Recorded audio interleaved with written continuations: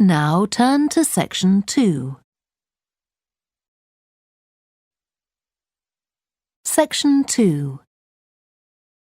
You will hear a talk given by a woman called Shona Ferguson about changes in a town called Barford. First, you have some time to look at questions 11 to 15.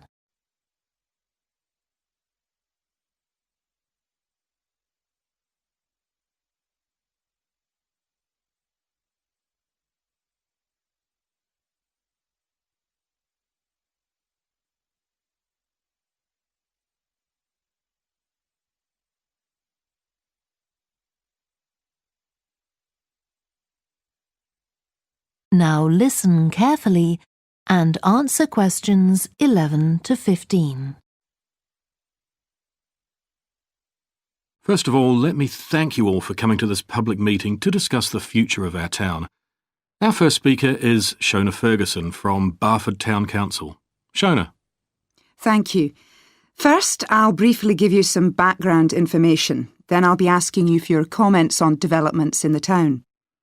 Well, as you don't need me to tell you, Barford has changed a great deal in the last 50 years.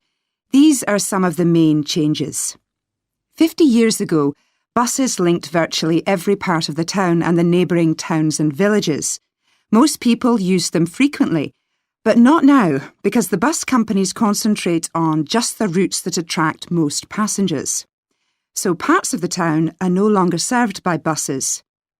Even replacing old, uncomfortable buses with smart new ones has had little impact on passenger numbers. It's sometimes said that bus fares are too high, but in relation to average incomes, fares are not much higher than they were 50 years ago. Changes in the road network are affecting the town. The centre was recently closed to traffic on a trial basis, making it much safer for pedestrians. The impact of this is being measured. The new cycle paths separating bikes from cars in most main roads are being used far more than was expected, reducing traffic and improving air quality. And although the council's attempts to have a bypass constructed have failed, we haven't given up hope of persuading the government to change its mind. Shopping in the town centre has changed over the years. Many of us can remember when the town was crowded with people going shopping.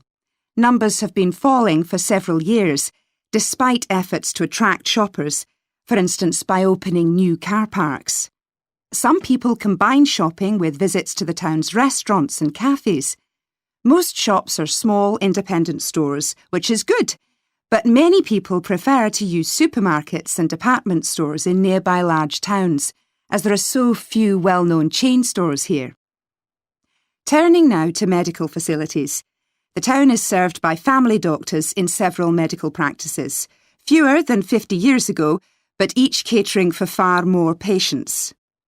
Our hospital closed 15 years ago, which means journeys to other towns are unavoidable. On the other hand, there are more dentists than there used to be. Employment patterns have changed along with almost everything else. The number of schools and colleges has increased, making that the main employment sector. Services such as website design and accountancy have grown in importance, and surprisingly perhaps, manufacturing hasn't seen the decline that has affected it in other parts of the country. Before you hear the rest of the talk, you have some time to look at questions 16 to 20.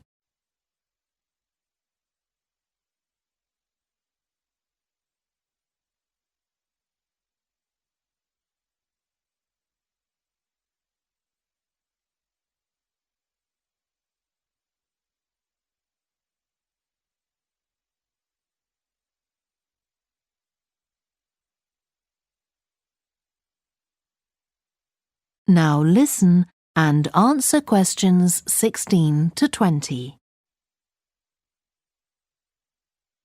Now I'll very quickly outline current plans for some of the town's facilities, before asking for your comments. As you'll know if you regularly use the car park at the railway station, it's usually full. The railway company applied for permission to replace it with a multi-storey car park, but that was refused. Instead, the company has bought some adjoining land, and this will be used to increase the number of parking spaces. The Grand, the old cinema in the High Street, will close at the end of the year and reopen on a different site. You've probably seen the building under construction. The plan is to have 3 screens with fewer seats rather than just the one large auditorium in the old cinema. I expect many of you shop in the indoor market. It's become more and more shabby looking, and because of fears about safety, it was threatened with demolition.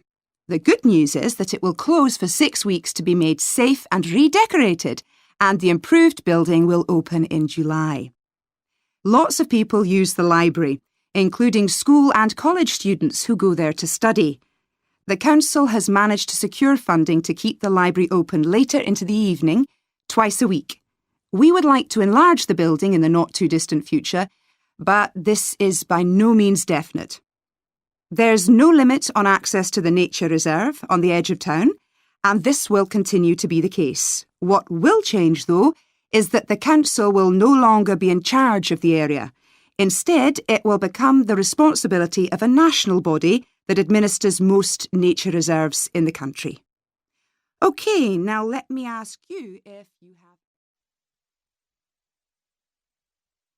That is the end of section 2. You now have half a minute to check your answers.